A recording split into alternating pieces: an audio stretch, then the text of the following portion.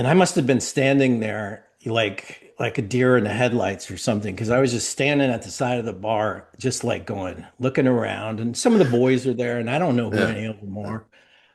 And I'm just like, what the hell did I just do? Prime time backstory. Welcome back. And I also want to welcome back my guest again, Christopher Chambers. Chris, thanks for joining us once again. And a little background, folks. Chris Chambers, for more than 3 decades, was a part of the WWE creative team, responsible for not only a lot of the golden era, but also the Attitude Era and beyond, and some of the biggest stars ever in the history of World Wrestling Entertainment. His final title before he left the company was Senior VP of Production Strategy and Originals. I'll have him explain exactly what all that entailed. But it wasn't always that way. When Chris first came in there, he was an outsider like me. And as we have disclosed before, we knew each other from working at Major League Baseball Productions. I left first and went to the WWF at the time, and then dragged Chris over. It took a while. And I don't know if he's forgiven me yet, but it turned out okay. Christopher Chambers, thank you so much for joining us once again. We are going to continue to pick his brain because there are stories, and I guarantee right here, folks, you've never heard them before, from all of those creative meetings and how everything evolved during that period of time. Chris, thanks again for joining us. Thank you for having me. I want to talk about a lot today in this episode because we're going to be doing this on a regular basis. Did I tell you that? I want to do this every week at least. Well, we haven't agreed to that yet, so that's All still right. under up for discussion. All right. I'm going to take what I can get, but I want to begin today because anybody that was ever come into the orbit of Vince McMahon uh, certainly has experiences to talk about. But I'm always interested in hearing about those first encounters. Now, we'll get in deeper to how all this came about that you even came to the company. But first, let's just start about with your first encounter with Vince McMahon. Okay. You're my first personal encounter. Yeah, I Right. want to I'll, hear it. I'll, I'll take you back just a little bit to Okay. it's my first day at the office. Okay. So it's December 14th, 1992.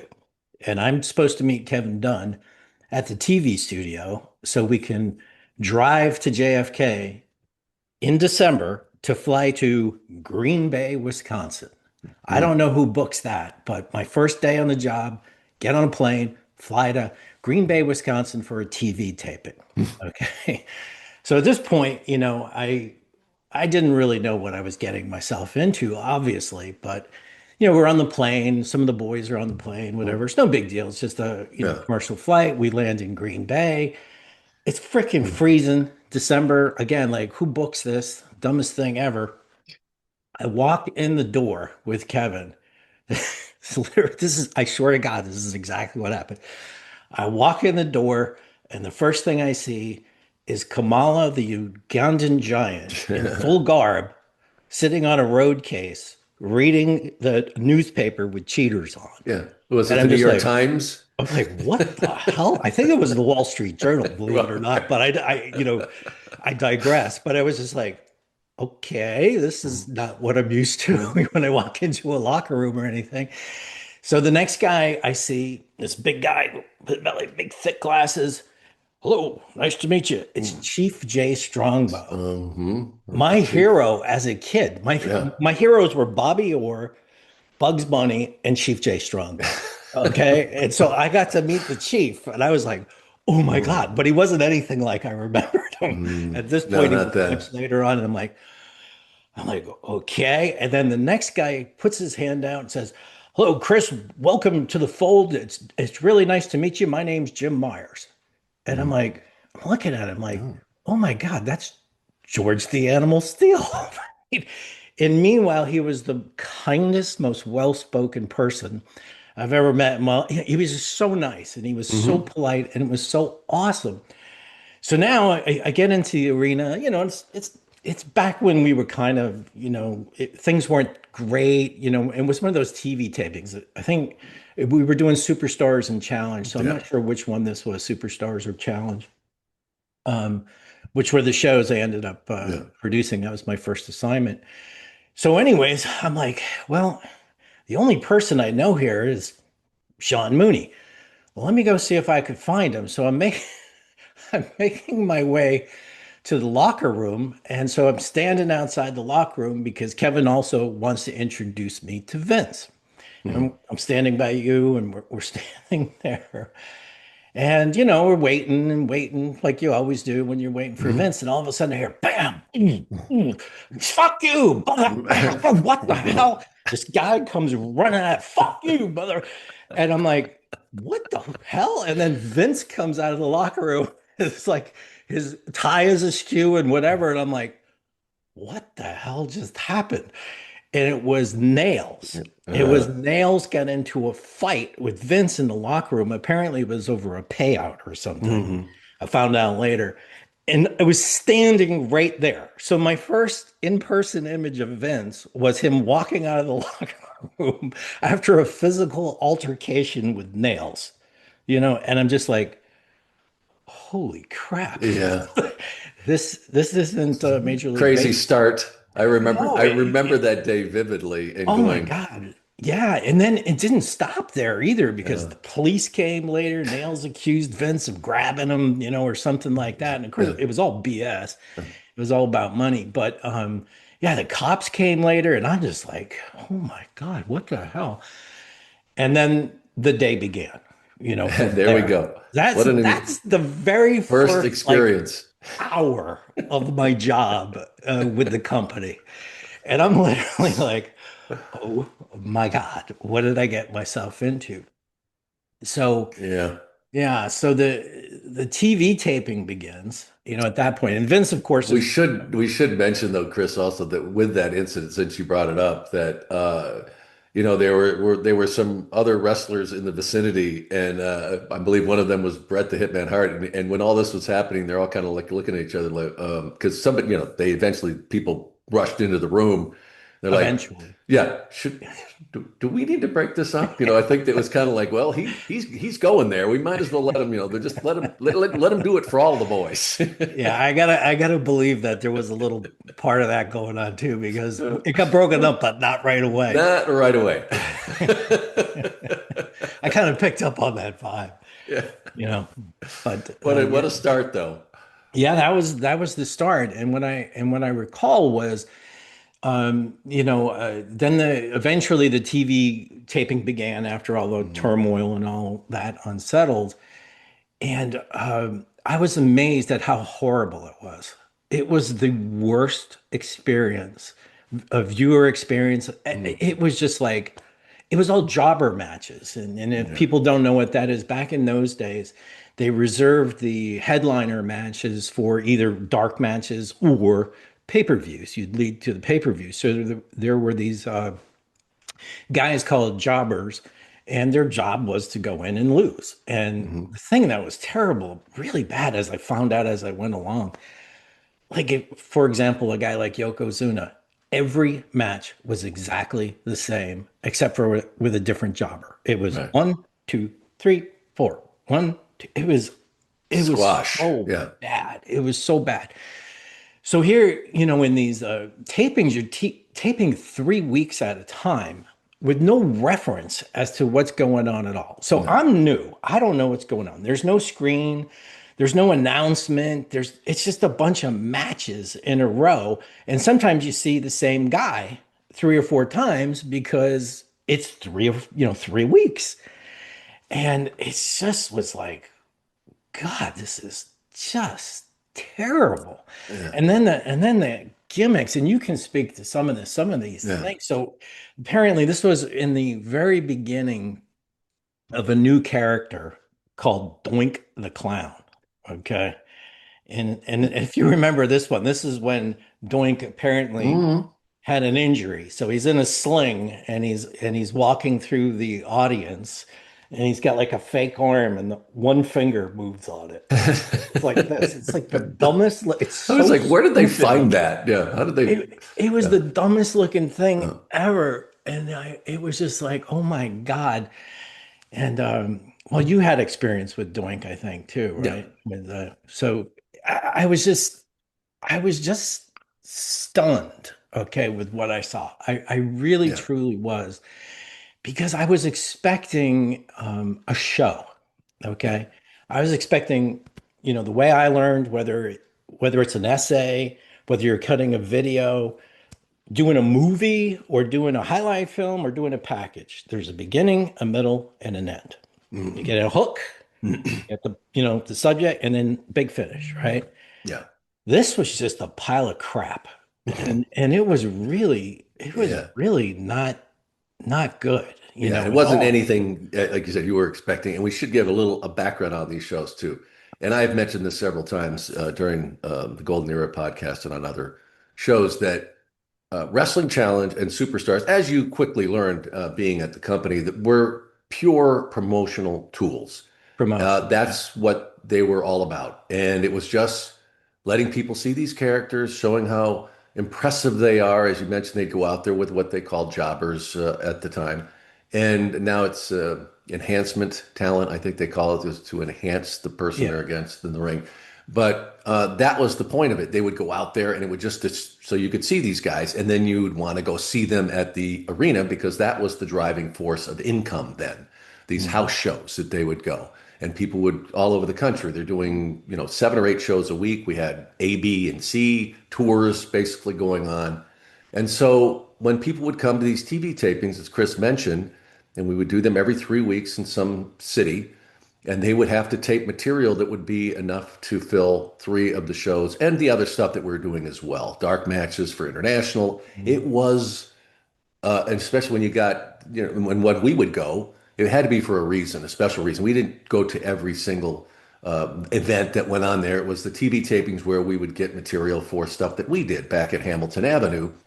And they were interminable nights. I felt so bad for the people Totally. that would show up there because you imagine, like, you're going to go to a WWF taping. You're going to be able to see all these guys, which was the great part.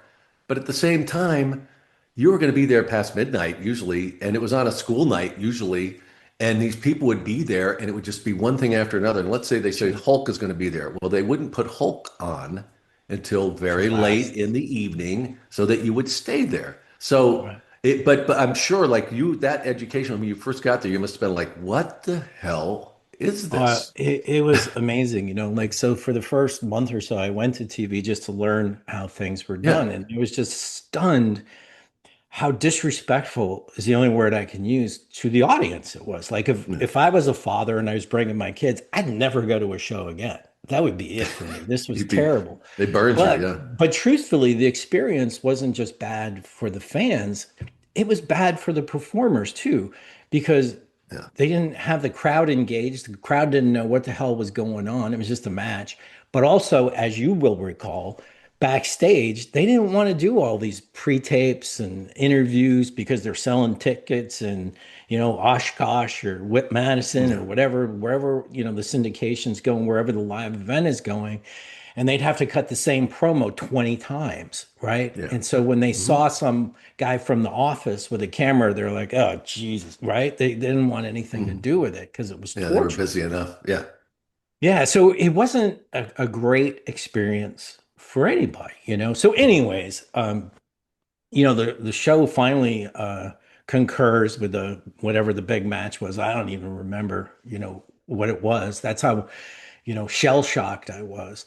And so, keeping with that theme of being shell shocked, I went to a bar afterwards with Kevin, and George Stromanakis was with us, and he was the driver back then. You remember George? yeah, And we went to this bar, and Kevin was like, "What'd you think?" And I'm like, honestly, I didn't understand what was going on. It was just not fun at all. And he goes, "Ah, you'll get used to it. It's fun, blah, blah, it's just the way we do things." And he went over and talked to somebody, and I must have been standing there like like a deer in the headlights or something because I was just standing at the side of the bar, just like going, looking around, and some of the boys are there, and I don't know who Yeah. any of them are. And I'm just like, what the hell did I just do? I gave up. I was at baseball for 10 years, and I'm here for one day, not even a full day yet. And I'm like, I made the biggest mistake of my life. This is just a disaster. And with that, this gentleman comes up to me and goes, I don't believe I've seen you before. Ric Flair, world champion. Nice to meet you. What's your name? I said, Chris Chambers. It's my first day on the job. And he goes, well, Chris, you look like you could use a scotch. And I said, actually, Rick, I really could. So he buys me a scotch. He toasts me and said, well, welcome to the company. I hope you have a great time. It's nice meeting you. Click. We drank. And I was like, okay, maybe this will be okay. Yeah, you did And know the who Ric funny thing Flair is, was. I I know didn't even that. know who So, Ric Flair oh, was. come on. Yeah. Not at that time. Wow. You have to remember, my days of wrestling were when I was a kid, it was Andre the Giant, it was Chief Jay Strongbow, Mhm. Stan the Man Stasiak, Blackjack Lanza, all these guys, most of them That I we're ended working up getting to backstage. meet. Yeah. Yeah, Yeah. Blackjack Lanza. Yeah. He Yeah. was great. I love Jack Yeah. Lanza too. He was so cool. But that was my era. And then when we started working at baseball, every once in a while we'd watch a little bit of Saturday night's main event. Yeah. And then when you started, I'd watch a little bit just to see if you were on. But I didn't really know who a lot of these guys were. You know, Did you meet Vince that day?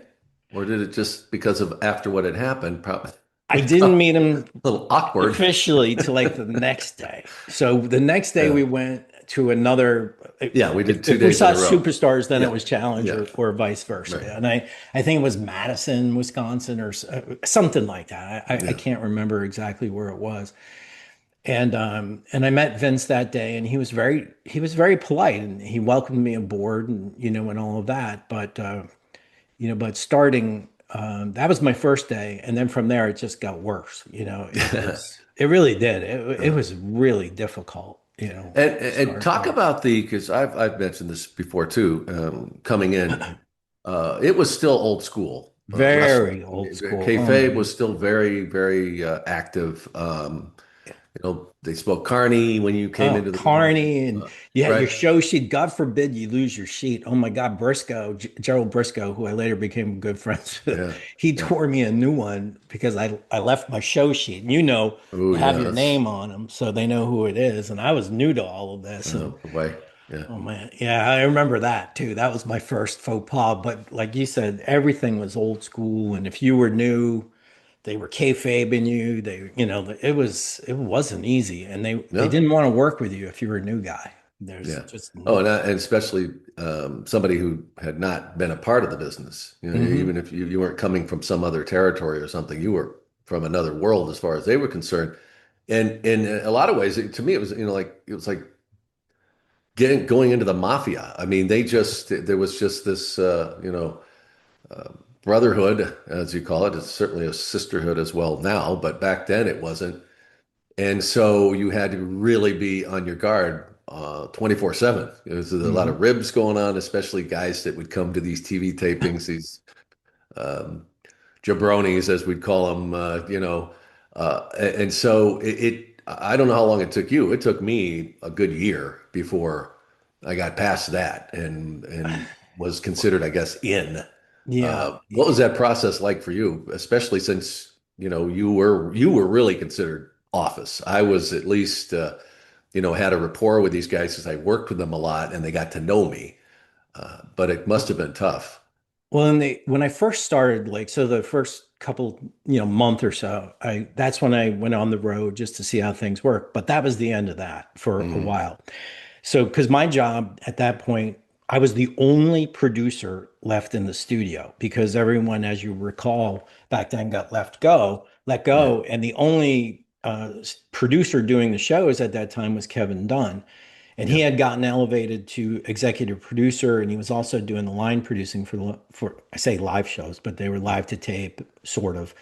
And then eventually, Monday Night Raw came along too. Yeah. Um, Before we get past that too, just yeah. because you mentioned it, You mentioned Kevin, and Kevin was the producer. The And folks, we've talked about Hamilton Avenue. Now, Hamilton Avenue, till recently, was where all television production was the base of, and especially during this period of time. And Kevin was the producer. We called it Edit One. There was literally one big edit room at this facility, and then we had a big studio where we would, with a giant green screen, where we'd shoot all those opens with Vince and Jesse and Gorilla and Bobby. And I did the event center in there. It was all centered in that place.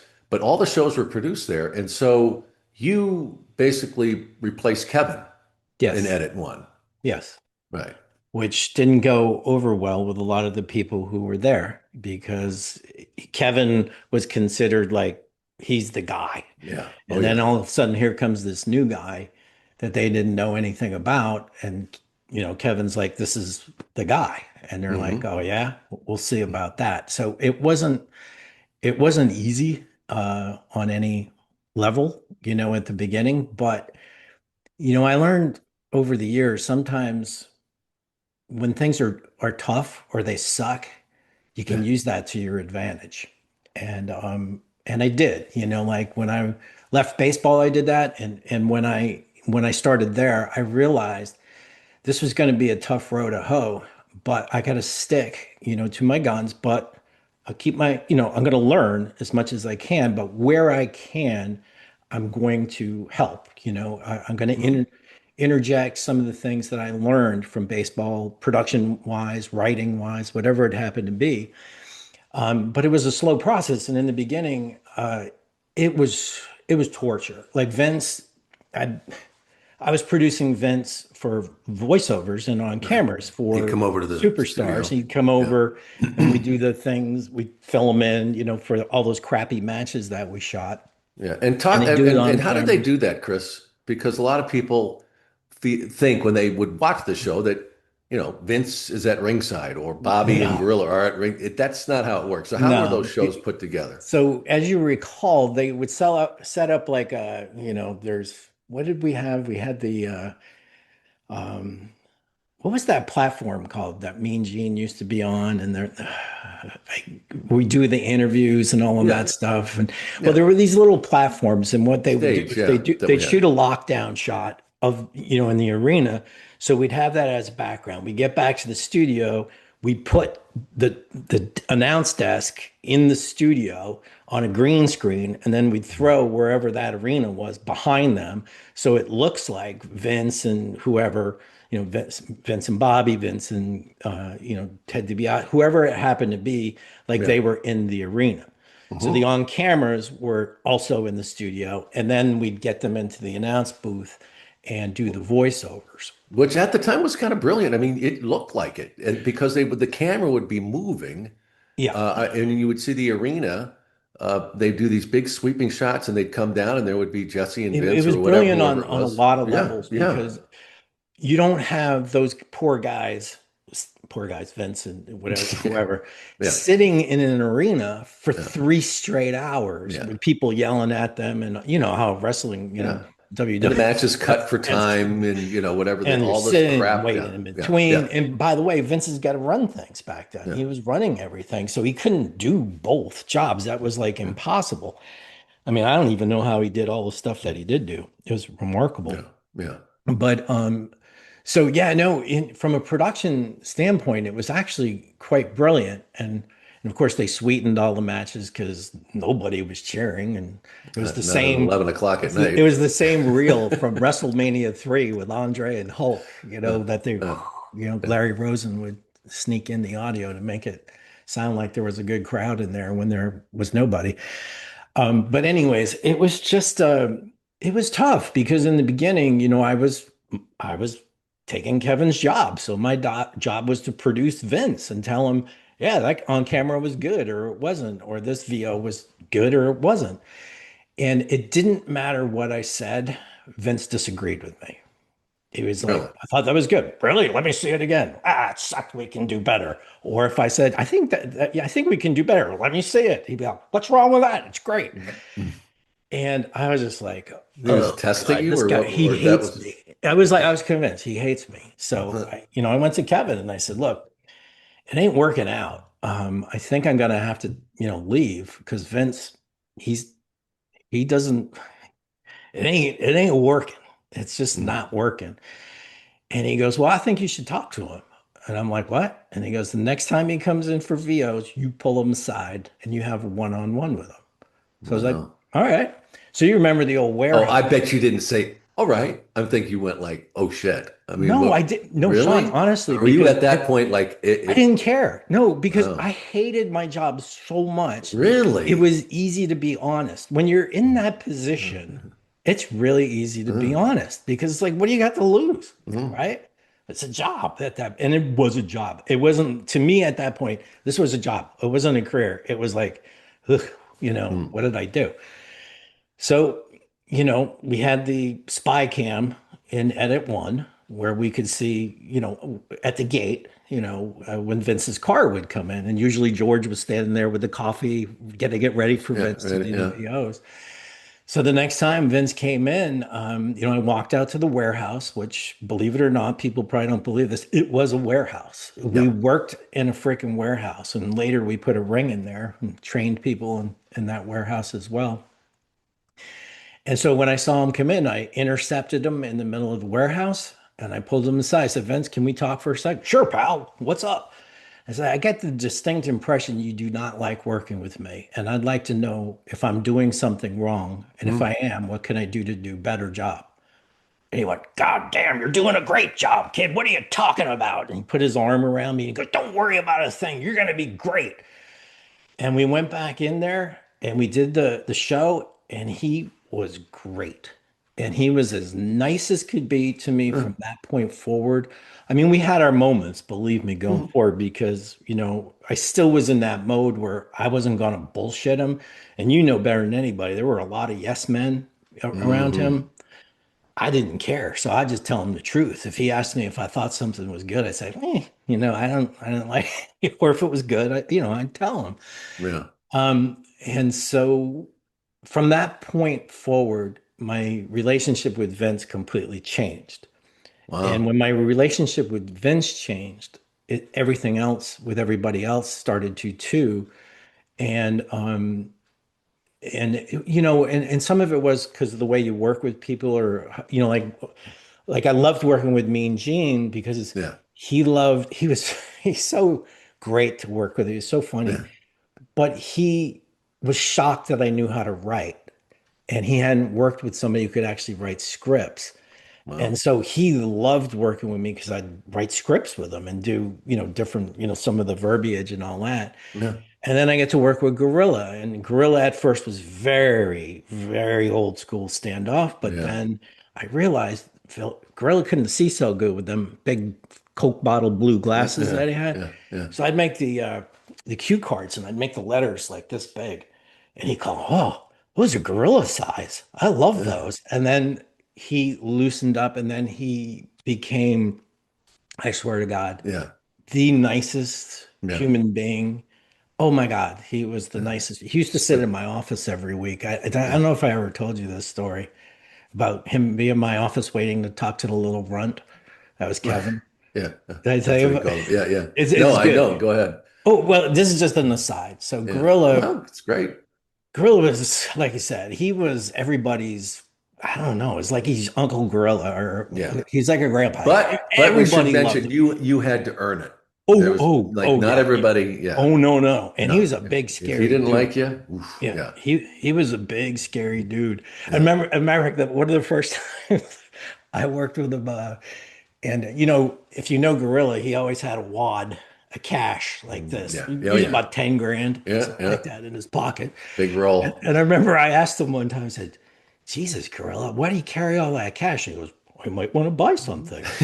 And I said, I was like, aren't you worried about getting robbed? And And he he said, looks down at me and he let me goes, go. who's going to Yeah. pick on me? Are you kidding? And I went, okay. Yeah. Good So, point.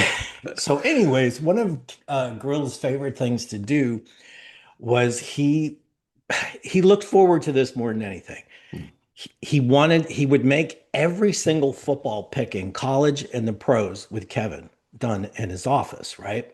Hmm. So as Kevin was getting busier and busier, Gorilla, my way my office was, I was like a door over from Kevin, Hmm. and my office was over the loading dock. So Gorilla would pull in that big old giant Chrysler that he used to Oh, drive, that's a right? With the yeah. jersey plates that say Kayfabe. Remember Well, those? and It said the Iron Kayfabe on the Maiden and front and the the back. Iron Maiden on the front. Yeah. Yeah. And he would come in and he would want to do the picks with Kevin, but Kevin was busy. So he'd come into my office and he, hey kid, can you print out the football spreads for me? And I said, you want them gorilla size? And, oh yeah, because we had one of these copiers that would, Yeah. I don't even know, it was beyond letter size. It was bigger than that. So I'd make the sheet. And it was like, Sean, I swear to God, it was like this The big, and he loved it. And he biggest had the font. gorilla size, and he'd make Yeah. all of his picks. And then he'd be like, when is that little runt gonna be free? And I'm like, I don't know, ask Sue, you know. And eventually he'd go Sudorosa. in there Yeah. and he'd make his football picks. But Gorilla was like, he'd bring donuts for the girls. He was always like, he's a Yeah. kinesiologist, so he's always working on your shoulders, your arms, whatever. I'm being that at one, and I'm be like, oh, thank God, Gorilla's here, But he became just so wonderful to work with, and of course, both of one of our favorites, Lord Yeah. Alfred, who was just that guy was like a freaking angel. He was just such a good So human being. yeah, and they really did become like family, and Oh like you yeah, mentioned, Gorilla was up there every few weeks for the voiceovers. yeah, But I want to back up though yeah. to Let's go back. Sorry, that that was a little conversation. aside. I No, gotta no, I loved it. Please keep those listen. coming. But with Vince, and I remember hearing this all the time. People would. You mentioned there were a lot of yes men. There's no question about it. Yes, Vince, this and like he had no patience for that, and like whatever he saw right through it. And then there was the people like, well, all he wants you to do is stand up to him. All he wants to do is, for you to, give it back to him. And the difference was, and these people wouldn't last, is because it wasn't genuine. Right? They're just saying, "Oh, I'm gonna say something back to him, and that's gonna make him respect me." Well, that's not how it works. And so that little conversation that you had, what do you think it was that really did like change things? Because the conversation between the two of you wasn't, deep. It wasn't, let's discuss what we're doing here. It was just him pausing and going, "Oh, what are you kidding, pal? God damn, you're doing a great job." So what do you think it was that I honestly, changed it all? I don't know. I mean, that's for Vince to answer. But all I can say is, it was genuine, and he That, treated me that's what I differently from think. Yeah. that. Yeah. Then for me, my respect for Vince changed a lot too. And when you first start, you're trying to figure how everything works and who is this person? Is this a good guy, a bad Yeah. guy, a mixture? You don't know. I mean, human being, And not especially character. in this business too. I mean, Well, Vince, if they can get a especially in this trust, that trust, business, yeah. and then especially at that time, Hmm. because things weren't going well, and that's when the steroid trial and all of that began. Uh, And it was really during the steroid trial that I really learned to have a tremendous amount of respect for Vince and what he was going through. Because I swear to God, this guy, his life is on the line. He could mhm. go to prison, he could lose his company, the whatever. We're producing, voiceovers for, superstars and shows like that. And in the middle of a VO, he'd get a phone call from his lawyer. Mhm. He's out, he's out And it there, wasn't and good news. Yeah. yeah, and he's like, "Brr, brr, brr." He'd be on the phone sometimes for an hour, Oh. and I'd ask Vince, "You okay? You need to take a break?" Nope, everything's good. Sure. Are you ready to go? Excellent. Let's go. And Mm. he always was excellent, Mm. which is something I stole from him. I still use it when somebody asks how you doing, I say excellent, and they're Uh, always like, "Whoa," they're taken aback. But I was so impressed with how anybody could be going through so much, and still focus on what he's doing and not take it out on us. Now, when he was, not nice to me before, I don't, maybe I don't know what was going on, but yeah. here, possibly the worst thing that could be going on: lose your company, go to jail, lose your freedom, the whole thing. He showed leadership that I'm just telling you, it was amazing. And it made me, I, at that point, I would have gone through a wall for the guy because I'm like, Yeah. what the hell? And that's including, like I told you last time, we went through a period where we didn't get paid, and the rats were leaving the sinking ship like crazy. I mean, both, production and talent. All the talent was leaving, and partially because Vince couldn't pay him anymore, and partially because they didn't want to be, Part involved of it. with it. Yeah. So Yeah. they just, they were all leaving. So, I'd have to say that, that process, again, something that was so bad, in a way, it turned out to be a good thing because once we got through the trial, we still were going through really rough times because we had to kind of refigure what direction to take. So we were lost a little bit, but Mhm. it was the team was there. You know what I mean? Like if you if you hung if you stuck it out through that and you were still there, Vince knew that. Like he Mhm. had an awareness that you stuck it out because there was a point where they had a meeting in the TV studio, and they said to everybody, "Look, things aren't good. Um, we're behind on the mortgage. We can't pay you the next pay Mhm. period. Hopefully, it'll only be one or two pay periods. And if you're free to go, and no, you're not going to be penalized, but this is the truth. And if you want to, stick it out with us, you can, but there's no guarantees." And Wow. that took a lot of nuts to do that. Yeah. And Well, they and did. how bad was it? I mean, we talk about for the talent, they were, I don't want to be associated with this, and WCW was certainly taking advantage of the Mhm. opportunity. But how was it for the employees? And you said the ones that stuck it out, It, came through it that was fire. Yeah.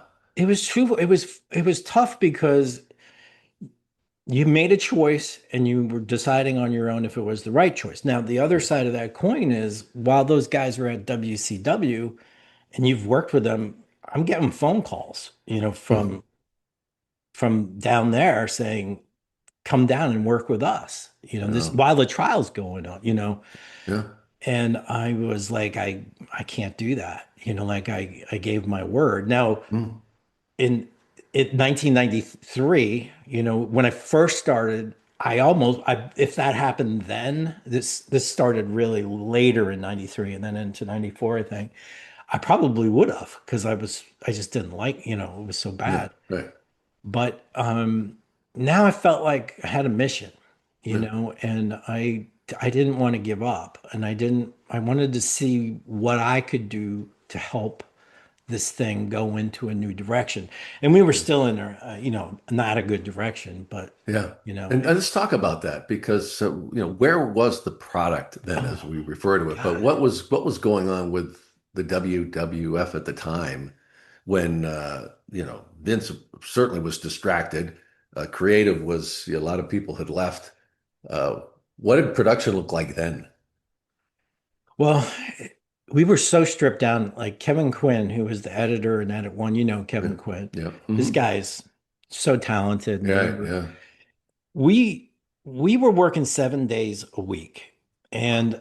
and our it was not unusual for us to work 100-hour weeks. Wow. Okay. And Hmm. hardly anybody knew that. Not even Vince at first knew it. He discovered it by accident because one summer, this was either 93 or 94, forgive me if I got the year wrong. Shane McMahon was my intern. And so if we were there, he had to be there. Yeah. So Vince would call at midnight, 1 in the morning. "Hey, pal, Shane there?" I'm like, "Yep, Yeah. he's right here, sir." And he's like, "God damn," Well, And so he got a taste of it. And of course, Shane did too. He realized how hard, because we were appreciation. so Yeah. thin. And the way they did things was so, a lot of it was a little antiquated at that time in terms of being efficient. But we made it more streamlined later. And of course, everything was linear editing back Right. then on 1 inch. So it was really, really complicated, really Yeah, and when difficult. you talk about that, folks, when he's saying it's linear and 1 inch tape, that's literally what it was. And we had a room that was just full of these giant tape machines, and we had ops in there, and you had a microphone. Chris would sit at this bank and the big chair and a microphone, and he would say, "Load, you know, wrestling challenge, whatever match, whatever it was." But that's how you did back then. That wasn't point and click. Ah, it was brutal. It Yeah, really was. And they didn't know how to offline edit. Like at baseball, and it's too technical, we'll get, yeah, but Shawn will tell you that we would do our own editing and then yeah, bring it into an edit suite and do the finishing touches. So we learned from the ground floor, from editing, you learn how to direct, you learn how to even write because you got to help with the writer. right. Here's what I was thinking the script would be. So you learn that whole process. So I had known all of that before, for a couple of years. They wouldn't allow me to use some of that knowledge until Yeah. finally I just took it upon myself. And I literally patched two machines together in master control and started cutting packages on my own. And somebody ratted me out because they thought Yeah, that was the wrong thing to do. I got yeah. called into Kevin's office. And I started laughing because I only told one person, and so I knew who ratted Who me did out. it? I did it on purpose in a way, Uh, and then I explained to him, Kev, this is a much more efficient way, to do things. And so we started in that process began after that. yeah. And I know this is boring, so let's skip it. People don't want to hear about editing and stuff like that. It's boring, No, but no, but getting down to um, the product of it and what they were doing, and it didn't have the greatest talent to work with at the time either. We had some, I mean, we had some there, but um, not the rich bank of talent that we had seen Well, prior. part of it was we did have great talent, but they were either angry or miscast. Like Shawn Michaels was there. He's the greatest, in-ring performer, you could argue of all time. But he was miserable, man. And he was miserable to work with too. He was Yeah, just so unhappy. And Bret Hart was there, right. but whatever. And Yeah, the story there. and then later, we started getting some of the younger, Stone Cold, but he was ringmaster. We talked about that a little, and some of these other guys. But Yeah, the main thing was the direction was terrible. We were still doing the everything, the goon, the yeah, plumber yeah, guy, yeah, well, the yeah. The everything trash was man. Yeah, the narcissist. When Lex Luger came, we were thinking, okay, this is gonna be, good, the that's probably couldn't narcissist. pronounce. My God, yeah. Narcissist. I tell you, my first WrestleMania was WrestleMania 9. Mm. That was the one when you were there, right? That's the one with the camels and Bobby was riding in No, back I there. was just short. That was the one I helped Oh, you set up, just and then left. I That's that was the right. one That's I right. was not at. I didn't get to wear a toga. Yeah, go. You Maybe missed it's a good that. thing. So, but that was a good example at that Yeah, time of what was going on. yeah, So it was the end of the Hulk era, and he yeah. had the thing with Yoko and and all of that. Everything was changing, and it wasn't changing for the better. And Vince was trying to do this new generation thing, and it just wasn't working. Mm. It was still a lot of the same old crap. And really, the greatest Take me thing. into one of those creative meetings because the way they would do things, folks, is you would have these meetings. I don't know if it was more than once a week, but where you would sit in with everybody and tell me who was in that room and what went I on. I okay, so back then I didn't go to the every weekly meeting, but what would happen is every once in a while you'd get invited to Vince's house, okay? And you'd go to Vince's house with Pat Patterson or Vince Russo or Bruce, whoever yeah, at the time, yeah, and they would go through the shows. And it was the most uncreative oh, atmosphere you could possibly imagine. You're in this freaking mansion in Greenwich, and Vince is always off doing something else, taking a phone call, and you yeah, gotta wait. yeah. And if he's thinking, it was so uncreative and so it was just awful. And so it wasn't that collaborative at all. It was just, his vision of what he wanted, and then everyone else would execute. And And then, With their eyes rolling. Yeah. yeah, well, sometimes their eyes rolling or Yeah. they're nodding their heads. And Yeah. meanwhile, it's like, God, this is terrible. And, Pat would have to figure out the finishes for some of these crappy matches and stuff like that. And, and Pat came up with so many great ideas, including the Royal Rumble. Mhm. But the creative process was not creative at all. It was really very restrictive and not collaborative in any way at that time. Mhm. And it stayed that way for a while. And truthfully, what pushed it was the very first Nitro. Okay. And I'm not, again, I wish I should have looked that up. I'm not sure what year that was, but of course, we have Monday Night Raw, but we don't have any money, right? So now we start doing Raw the way we were doing Superstars and Challenge, where we do one live, do one tape, Yeah. or two to save money because we didn't have Yeah. any money. We didn't have any sponsors, whatever. So here we're doing Monday Night Raw, and in this particular week, we've got Lex Luger as our big star. He's got a big match. So Nitro is coming on for the first time. So in the TV studio, in the conference room, the upstairs conference room, I went up there. It was me and Dave Sahadi and Michael Hayes and a couple of the other guys in the office.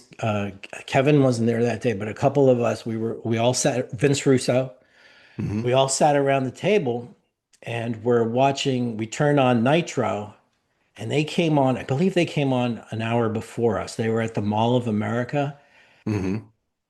and here comes Lex Luger on their Which, show oh my God. live, Yeah. Yeah. live. Okay. And here we got our crappy taped show, and we've got him coming out later. Yeah. And it's like we've got to explain how he can be in two In two places at places with once. the hated rival. So that at that point, do you want to hear more of this? Or Yeah. so I at mean, that point, Raw, we couldn't go live. And this is right. way before the Titantron and all that. So so what we would do was we would record the shows like Superstars and Challenge, and then we'd do the voiceovers live. Okay, so the show was pre-produced on tape, the matches, the mix, everything else, Yeah. and then Vince and the King or Macho, whoever, would Yeah. get in the booth and they'd call the show live, So they except could for still say one it was week. live. Yeah. Yeah, Yeah.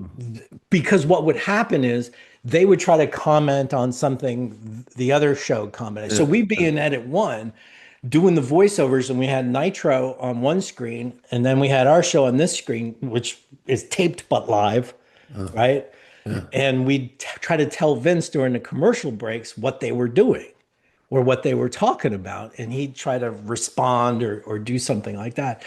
And it was so, as the word goes, kabuki-ish. It really was. And the worst though was we had this enormous snowstorm.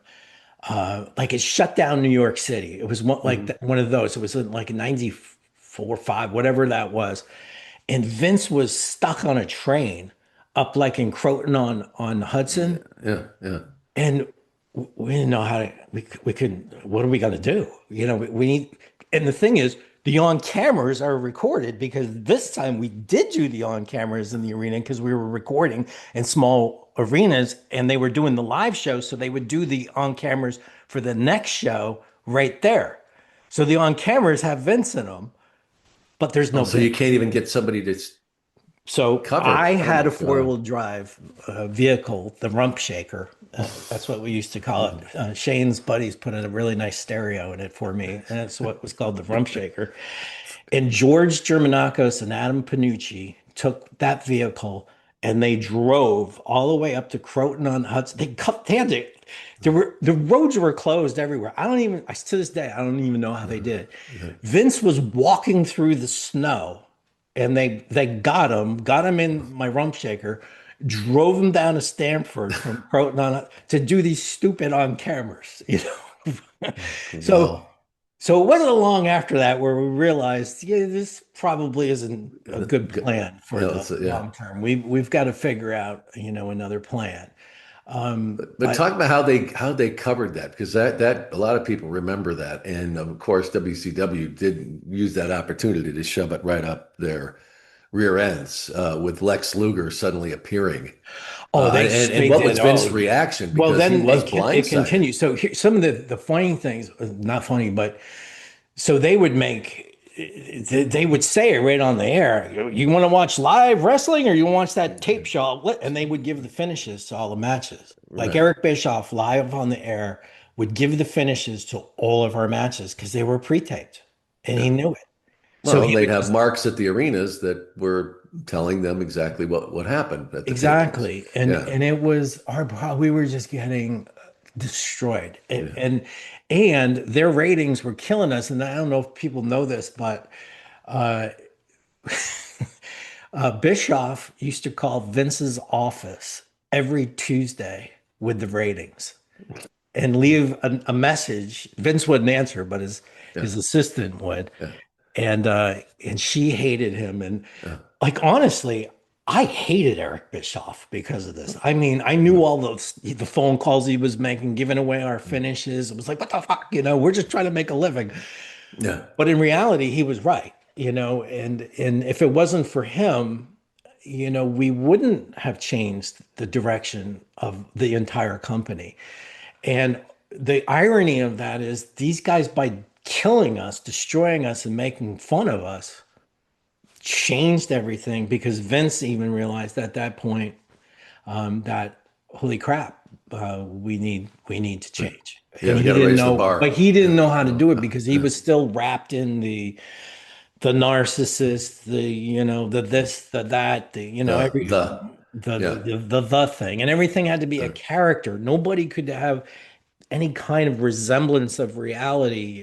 They were all character. Everything was a character, a gimmick, and everybody had their phrases that they would say, and they would have to say the phrase every time, and nobody could, and you couldn't be disrespectful to the character.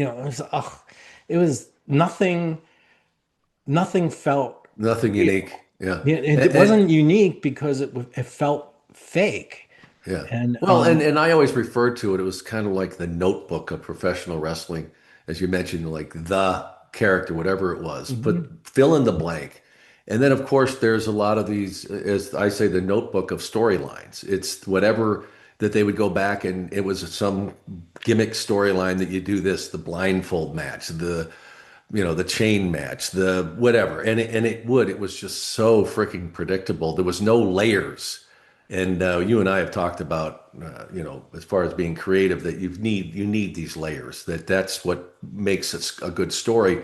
These were very one-dimensional, and One that's what it dimensional, was. and, Yeah, and people weren't invested in them yeah. because they couldn't relate to the characters. And maybe if you were like six or Why seven would you? years old, Yeah, but right. like not if you had any kind of, if you by the time you get to 10 or 11, even or even 12, forget it, you're out.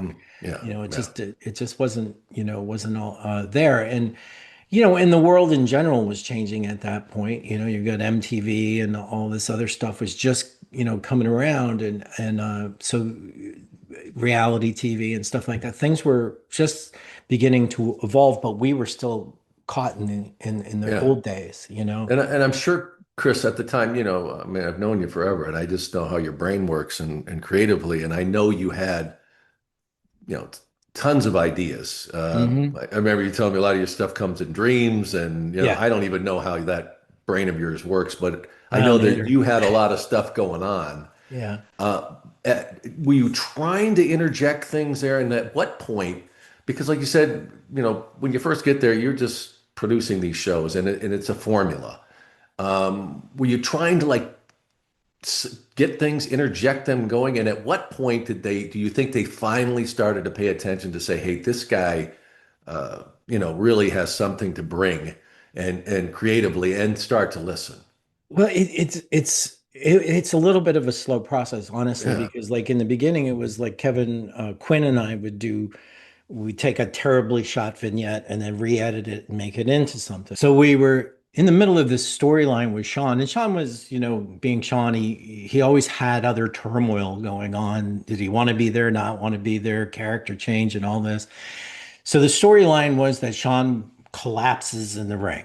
And after that, we kind of didn't know what we were going to do with him. He kind of needed a break and nobody knew what the heck was going on. And it felt kind of weird. Like even when we shot the angle, it was kind of kabuki-ish. And I remember I, I just, I don't know, the next day I woke up in the morning and this script just like popped into my head all at once. And it was all about Shawn. And the one thing I hadn't really ever written anything for Vince at this point, and I knew that Vince had a great deal of respect for anyone who could write. He really did because he fancied himself as a good writer. He really did. And you know that he used to write a lot of his own on cameras and things like that. So I wrote down this thing. It was like stream of consciousness. I didn't even freaking edit it. And you know, from TV writing, you're always tighten, tighten, tighten, tighten, and get it to a certain amount of length. But I Right. didn't. I just wrote it because it was in my head and I brought it in. I don't even know why I brought it in. And I brought it in and I said, Vince, because we really didn't know what we were going to do with Shawn. And Vince didn't know what we were going to do. He didn't really have an angle after the collapse.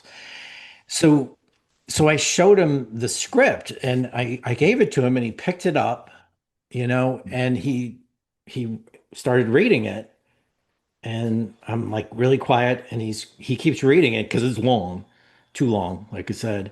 And he goes, "Okay, great, let's go." And I'm like, "Huh?" He goes, "Let's record it." And he went into the booth and he read the whole freaking script. And then me and Kevin Quinn put a video to it.